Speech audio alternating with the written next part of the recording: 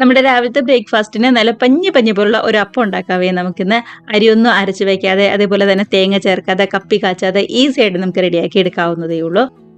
അപ്പൊ നമ്മുടെ ചേരുവകളൊക്കെ ആണെന്നുണ്ടെങ്കിൽ മിക്സിയിൽ ഒന്ന് കറക്കിയിട്ട് പുളിച്ചു വരാൻ വെക്കേണ്ട താമസം അത്ര മാത്രമേ ഉള്ളൂ.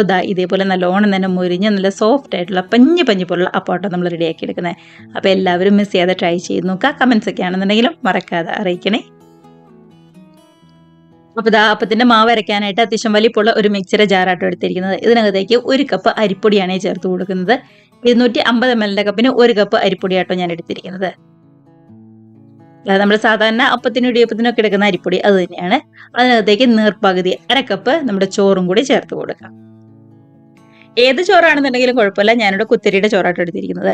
ഇനി ഇതിനകത്തേക്ക് 1/2 ടീസ്പൂൺ ഇൻസ്റ്റന്റ് ഈസ്റ്റ് ആട്ടോ ചേർത്ത് കൊടുക്കുന്നത്. അതിന്റെ കൂടെ തന്നെ 1 ടേബിൾ സ്പൂൺ നിറച്ച് തന്നെ പഞ്ചസാരയും കൂടി ചേർത്ത് കൊടുക്കാം. ഇനിയിപ്പോൾ ഇതിനാവശ്യമായിട്ടുള്ള ഉപ്പും കൂടി ചേർത്ത് കൊടുത്ത് കുറച്ച് വെള്ളം ഒഴിച്ച് നല്ലോണം തന്നെ ഒന്നും കൂടെ അടിച്ചെടുക്കുകയാണ് ചെയ്യുന്നത്. വെള്ളം എന്ന് പറയുന്നത് 250 ml കപ്പിന് 1 കപ്പ് വെള്ളം കേട്ടോ. നമ്മൾ എത്രത്തോളം ആണോ അരിപ്പൊടി എടുത്തത് അത്രയും തന്നെ വെള്ളം ചേർത്ത് കൊടുക്കുക. അതിനുശേഷം ഒരു സ്പൂൺ വെച്ച് നന്നായിട്ട് തന്നെ ഒന്നും കൂടെ ഇളക്കി അരിപ്പൊടിയും ചോറും വെള്ളവും ഒക്കെ ആയിട്ട് നന്നായിട്ട് തന്നെ ഇതുപോലെ ഒന്നും കൂടി മിക്സ് ആക്കിയതിന് ശേഷം മിക്സിയുടെ ജാറിൽ ഇതെല്ലാം കൂടി നന്നായിട്ട് തന്നെ അടിച്ചെടുത്തുകൊണ്ട് വരാം കേട്ടോ. നമ്മൾ സാധാരണ അരി അരയ്ക്കുന്ന അത്ര സമയമൊന്നും വേണ്ട. അരിപ്പൊടിയല്ലേ എടുത്തിരിക്കുന്നത്, പെട്ടെന്ന് തന്നെ ആയി വന്നോളും. ആ ചോറ് മാത്രം ഒന്ന് അരഞ്ഞു വരാനുള്ള താമസം അത്രയേ ഉള്ളൂ.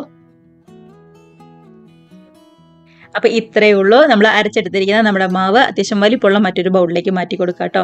ഇനിയിപ്പോൾ ഈ മിക്സിയുടെ ജാറിലേക്ക് തന്നെ ഒരു 2-3 ടേബിൾ സ്പൂൺ വെള്ളവും കൂടി ചേർത്ത് നന്നായിട്ട് തന്നെ ഒന്നും കൂടി മിക്സ് ആക്കി നമ്മുടെ ഈ മാവിലേക്ക് ഒഴിച്ചു കൊടുക്കാം കേട്ടോ.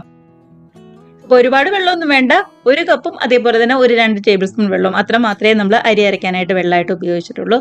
ഇതുപോലെ നന്നായിട്ട് തന്നെ മിക്സ് ആക്കി ശരിക്കും ഒന്ന് മൂടി വെച്ച് 1 മണിക്കൂർ ഒന്നും കൂടെ റെസ്റ്റായി നല്ലോണം തന്നെ പുളിച്ചു പൊങ്ങി വരാനായിട്ട് വെയിറ്റ് ചെയ്യാം കേട്ടോ. മാത്രമല്ല നല്ല ചൂടൊക്കെ ഉള്ള കാലാവസ്ഥയാണെന്നുണ്ടെങ്കിൽ ഒരുപാട് സമയമൊന്നും വേണ്ട, പെട്ടെന്ന് തന്നെ ഇങ്ങോട്ട് പുളിച്ച് പൊങ്ങി വന്നോളൂ കേട്ടോ. നമ്മൾ ഇൻസ്റ്റന്റ് ഈസ്റ്റ് ചേർത്തുകൊണ്ട് തന്നെ പെട്ടെന്ന് ഇങ്ങോട്ട് പുളിച്ച് റെഡിയായി വന്നോളും. ഇനി ഇല്ലാന്നുണ്ടെങ്കിൽ വലിയ ചൂടൊന്നും ഇല്ലാത്ത ഒരു കാലാവസ്ഥയാണെന്നുണ്ടെങ്കിൽ ഇതിന് പകരം ഒരു സ്റ്റീലിന്റെ അടുപ്പ് വെച്ചിട്ട് അതിന്റെ മേളിൽ ഒരു പാത്രത്തിൽ ചെറു ചൂടുവെള്ളം 1 മണിക്കൂർ ഒന്ന് വെച്ചിരുന്നാലും മതി കേട്ടോ. ഒരുപാട് തിളച്ച വെള്ളം വേണ്ട, ചെറു ചൂടുവെള്ളം മാത്രം മതി. അപ്പോഴാണെന്നുണ്ടെങ്കിൽ നന്നായിട്ട് തന്നെ പുളിച്ച് വന്നോളും.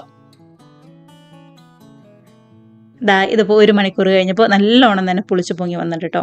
സാധാരണ നമ്മൾ അരിയൊക്കെ അരച്ച് അപ്പം എങ്ങനെയാണോ റെഡിയാക്കുന്നത് അതുപോലെ തന്നെ റെഡിയായി വന്നിട്ടുണ്ട് കണ്ടോ. ശരിക്കും പുളിച്ച് നല്ലോണം തന്നെ പതഞ്ഞ് പൊങ്ങി വന്നിട്ടുണ്ട്. അപ്പോൾ നമ്മൾ തേങ്ങ അരയ്ക്കോ അതേപോലെ തന്നെ കപ്പി കാച്ചോ ഒന്നും തന്നെ ചെയ്തിട്ടില്ല. ഇത് മാത്രം മതി. നമ്മൾ സാധാരണ അരി അരച്ച് അപ്പം ഉണ്ടാക്കുന്ന അതേ ടേസ്റ്റി തന്നെ, അല്ലെങ്കിൽ കുറച്ചും കൂടി നല്ല ടേസ്റ്റ് ആയിട്ട് വേണമെന്നുണ്ടെങ്കിൽ പറയാം. അത്ര ടേസ്റ്റി തന്നെ നമുക്ക് കിട്ടും കേട്ടോ. എല്ലാവരും മിസ് ചെയ്യാതെ ട്രൈ ചെയ്ത് നോക്കുക. ഇനിയിപ്പോൾ ഒട്ടും തന്നെ സമയമൊന്നും കളയേണ്ട. നല്ല ചൂടായ പാനിലേക്ക് ഇതേപോലെ മാവ് ഒഴിച്ച് റെഡിയാക്കി എടുക്കാവുന്നതേ ഉള്ളൂ. നമ്മുടെ ഇതുപോലെ അപ്പം ചുടുന്നതിന് പകരം പാലപ്പമായിട്ട് വേണമെന്നുണ്ടെങ്കിൽ അങ്ങനെയും ചുട്ടെടുക്കാം കേട്ടോ. അതൊക്കെ നമ്മുടെ ഇഷ്ടമാണ്. ഞാനിപ്പോൾ സാധാരണ അപ്പം പോലെ ഇങ്ങനെ റെഡിയാക്കി എടുക്കുക. നിറച്ച് തന്നെ കുത്തുകളൊക്കെ വന്നിട്ടുള്ള അടിപൊളിയായിട്ട് തന്നെ വരുന്നുണ്ട്. അപ്പം മൂടി വെച്ച് നല്ലോണം തന്നെ ഒന്നും കൂടെ മൊരിഞ്ഞു വരാനായിട്ട് വെയിറ്റ് ചെയ്യാം.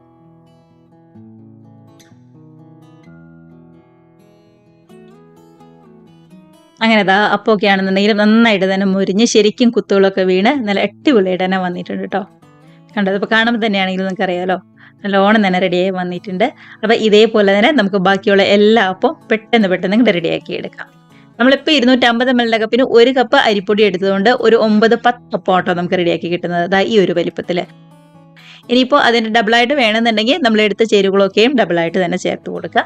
അപ്പോൾ എണ്ണമൊക്കെ അതനുസരിച്ച് തീരുമാനിക്കാവുന്നതേ ഉള്ളൂ. കണ്ടതാ എല്ലാ അപ്പവും ഇതേപോലെ തന്നെ നല്ല ചൂടോടുകൂടി തന്നെ നമുക്ക് റെഡിയാക്കി എടുക്കാവുന്നതേ ഉള്ളൂ.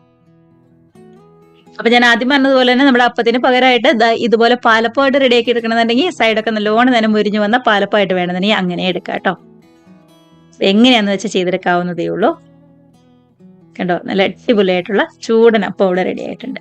അപ്പോൾ എല്ലാവരും മിസ് ചെയ്യാതെ ട്രൈ ചെയ്ത് നോക്കി. നല്ല ചൂട് ചിക്കൻ കറിയുടെയോ അല്ലാന്നുണ്ടെങ്കിൽ ബീഫ് കറിയുടെയോ സ്റ്റൂവിൻ്റെയോ ഒക്കെ കൂടെ അടിപൊളിയായിട്ട് ഇരുന്ന് കഴിക്കുക. കമൻസ് ഒക്കെ ആണെന്നുണ്ടെങ്കിലും മറക്കാതെ അറിയിക്കണേ. കണ്ടതാ ഇതുപോലെ നിറച്ച് കുത്തുകളൊക്കെ വന്ന് നല്ലോണം തന്നെ മുരിഞ്ഞ് നല്ല സോഫ്റ്റ് ആയിട്ടുള്ള പഞ്ഞി പോലുള്ള അപ്പം തന്നെയാണ്. സാധാരണ നമ്മൾ അരിയൊക്കെ അരച്ച് അപ്പം ഉണ്ടാക്കുന്ന അതേ ടേസ്റ്റ് തന്നെ നമുക്ക് കിട്ടുന്നുണ്ട് കേട്ടോ. അപ്പോൾ ഇത്രയേ ഉള്ളൂ. ഇപ്പോൾ വീഡിയോ റെസിപ്പി ഒക്കെ ഇഷ്ടമായിട്ടുണ്ടെങ്കിൽ ഒന്ന് ലൈക്ക് അടിച്ച് ഷെയറും കൂടി ചെയ്യാനും, ആദ്യമായിട്ട് നമ്മുടെ ചാനൽ ആരെങ്കിലും കാണുന്നവരുണ്ടെങ്കിൽ നമ്മുടെ ചാനലും കൂടി ഒന്ന് സബ്സ്ക്രൈബ് കൂടി ചെയ്യാനായിട്ട് മറക്കല്ലേ. അപ്പം നമുക്ക് ഇതേപോലുള്ള പുതിയ നല്ല അടിപൊളി വീഡിയോസ് റെസിപ്പീസ് ഒക്കെ ആയിട്ട് വീണ്ടും കാണാം. അതുവരെ എല്ലാവരും നല്ല ഹാപ്പി ആയിട്ട് ഹെൽത്തി ആയിട്ട് സേഫ് ആയിട്ട് ഇരിക്കുക. ബൈ.